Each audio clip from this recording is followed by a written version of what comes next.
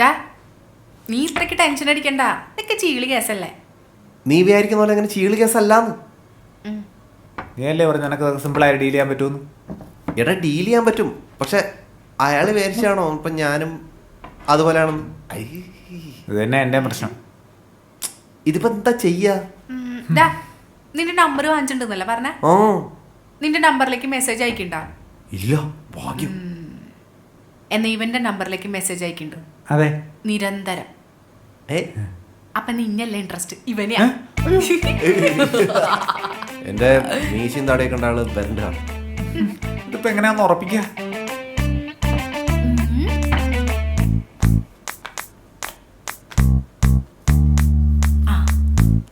ഒരൈഡിയ ഉണ്ട്.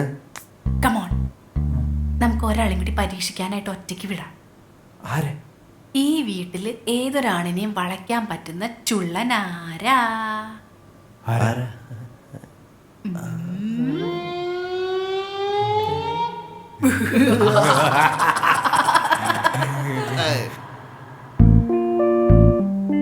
താനെന്ത് എഴുതുന്നു? അടുത്ത ആഴ്ച ചെയ്യാനുള്ള കാര്യങ്ങളുടെ ലിസ്റ്റ് ആവി. അയ്യ, അതൊക്കെ എഴുതി വെക്കണോ? എന്താ ഈ എഴുതി വെച്ചില്ലെങ്കിൽ ചെയ്യേണ്ട കാര്യങ്ങളൊന്നും ഓർമ്മയുണ്ടാവില്ല. അതിനാണ് ദൈവം ബുദ്ധി തന്നിട്ടുള്ളത്. എന്നിട്ട് അതേ ഒരു കാര്യം മറക്കാറില്ലേ? എന്റെ മുഖത്തിന് കണ്ണെടുക്കാനൊന്ന് പറഞ്ഞേ. അവിടെ ഫോൺ ഇപ്പൊ എവിടെ ഇരിക്കണേന്ന്? ആ, മേശപ്പുറത്ത്, ബെഡില്. ഞാൻ പറയട്ടെ, നീ എന്താണ് ഇങ്ങോട്ട് വന്നത്? Simple, April 19. അതിന് ഞാൻ പറഞ്ഞിട്ടില്ല എനിക്ക് ഭയങ്കര ബുദ്ധിയാണ്. ഓക്കെ, നീ പറയണ്ട, എന്നോട് ചോദിക്കും. നമ്മൾ ഫസ്റ്റ് മീറ്റ് ചെയ്തെന്നാ? December 11. എന്തൊരു ഈസി, എന്റെ ആദ്യത്തെ കോപ്പറേറ്റീവ്. ഓ, അതുകൊണ്ടല്ല, പക്ഷെ നമ്മളിങ്ങനെ കണക്ട് ചെയ്യാൻ എന്തെങ്കിലും ഇട്ട് വയ്ക്കണം, അപ്പൊ പെട്ടെന്ന് കിട്ടും. എന്നെ അമ്മയുടെ പേരെന്ന് പറഞ്ഞേ? അമ്മയുടെ പേര് അവി. എടാ, അമ്മയുടെ പേര് എന്തൊക്കെയുണ്ട്? നിങ്ങളൊരു കാര്യം കാണിക്കായിരിക്കുന്നു.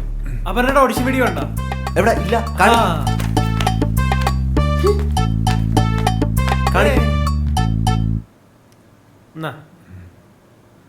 എന്താ ആലോചിക്കുന്നേ? ഒന്നുമില്ല. പറയടോ. ഇല്ല, ഞാൻ ആലോചിക്കായിരുന്നേ, നമ്മള് കല്യാണം കഴിക്കാൻ തീരുമാനിച്ച ഡിസിഷൻ അത് കറക്റ്റ് ആണോ? കാരണം നീ ഇങ്ങനെ മിണ്ടാതിരുന്നാലും എനിക്ക് നിന്നെ മനസ്സ് കാണാൻ പറ്റുന്നുണ്ട്. അതൊക്കെ നിനക്ക് പറ്റുമോ? അടിപൊളി. കേൾക്കാൻ പറ്റുന്നില്ലല്ലോ. അപ്പൊ ഫിക്സ്ഡ് അല്ലേ? ഇല്ല, ഒരെണ്ണോടെ നല്ലത്. ആണോ? അതാണോ? എന്താ ആലോചിക്കുന്നത്? ഒന്നുമില്ല. പറയടോ. അതല്ല, നമ്മളിപ്പോ കല്യാണം കഴിക്കാൻ തീരുമാനിച്ചത് ഒരു കറക്റ്റ് ഡിസിഷൻ ആണോ എന്ന് ഒരു സംശയം. അടിപൊളി. എനിക്കതാ കൂടുതൽ ഇഷ്ടപ്പെട്ടത്. എനിക്ക് രണ്ടും ഇഷ്ടമായി. ഇനി ഇതിന്ന് വേണോ സെലക്ട് ചെയ്യാൻ? കേൾക്കാൻ പറ്റുന്നുണ്ട്. അപ്പൊ തന്നെയാണ് കൂടുതൽ നല്ലത്. അപ്പൊ മതി. അല്ലടാ, പക്ഷെ കൂടുതൽ നാച്ചുറൽ ആയിട്ട് അഭിനയിച്ചിരിക്കുന്നത് അഞ്ചുവാ. പോടാ. എടാ, ആഡിൽ അത്ര നാച്ചുറൽ ആവാൻ പാടില്ല. അങ്ങനെ ആഡല്ലോ, ഷോർട്ട് ഫിലിം പോലെയാണെന്നല്ലേ അവി പറഞ്ഞു. നിന്നെ ഇപ്പൊ ആരെയും ഇങ്ങോട്ട് വിളിച്ചത്? നീ ഒരു കമ്പനി തുടങ്ങി, നീ അതിന്റെ പരസ്യം ചെയ്യുമ്പോ നീ ഇഷ്ടമുള്ള ആളെ വെച്ച് അഭിനയിപ്പിച്ചോ. ഇപ്പൊ മതി.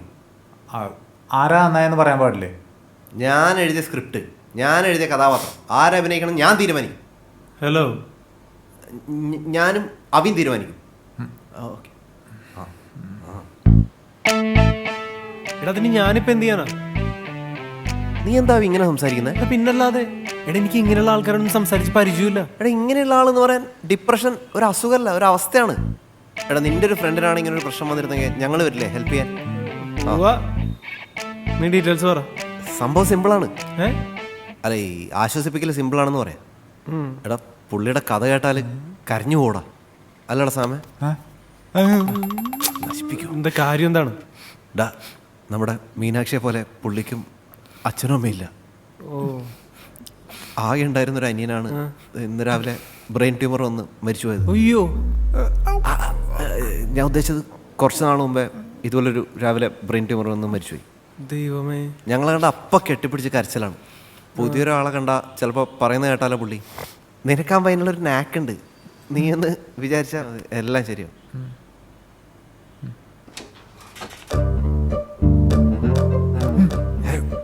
വന്നു വന്നു വന്നു വന്നു പുള്ളി വരുന്നുണ്ട്. സാമിനെ ചോദിച്ചാൽ റെസ്റ്റ് റൂമിലാണെന്ന് പറഞ്ഞാൽ മതി. നീ എങ്ങനെയെങ്കിലും പോയി സംസാരിച്ച ആളെന്ന് രക്ഷ ചെല്ലേ പോ.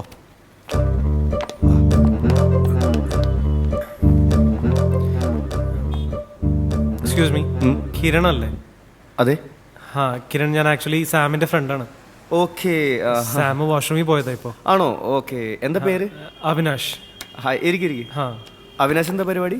ഞാന് അവിനാശ് എന്താ പരിപാടി? കിരൺ, ആ എനിക്ക് കിരണിനോട് പറയാനുള്ളത് എന്താന്ന് വെച്ചാ, അനിയൻ മരിച്ചൊക്കെ മറന്നാളാ. കിരണി ഞങ്ങളുണ്ട്. എന്ത്? അനിയൻ മരിച്ചെന്നാ? അനിയൻ മരിച്ചില്ലേ, ബ്രെയിൻ ട്യൂമറായിട്ട്. എന്ത്? ആരത് പറഞ്ഞ? സാം. സാം എന്തോന്ന്? താരപ്പെന്തിനോട് വന്ന് കിരണിനെ സമാനിപ്പിക്കാൻ. എന്നെ കുറിച്ച് എന്തൊക്കെയാ നിന്നോട് പറഞ്ഞിട്ടുള്ളേ? സമാധാനിപ്പിക്കാൻ. ഇതെന്താ സംഭവം? അവൻ കൊളാക്കിയെന്ന് തോന്നുന്നേ.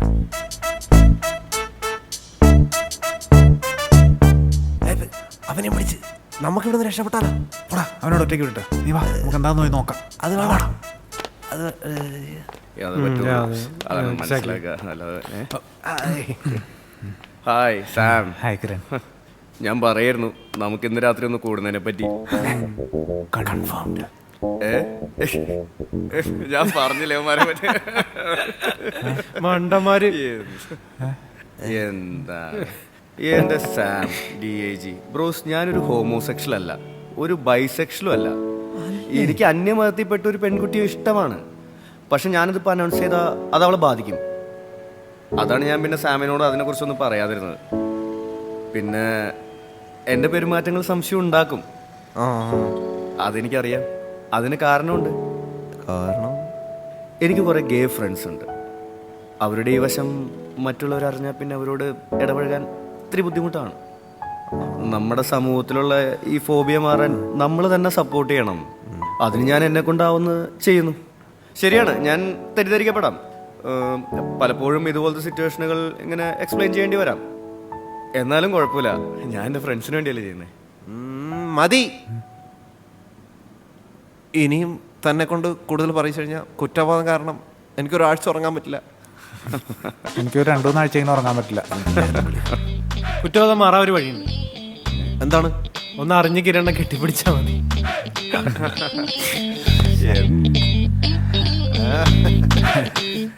ഇപ്പൊ കുഴപ്പമില്ല.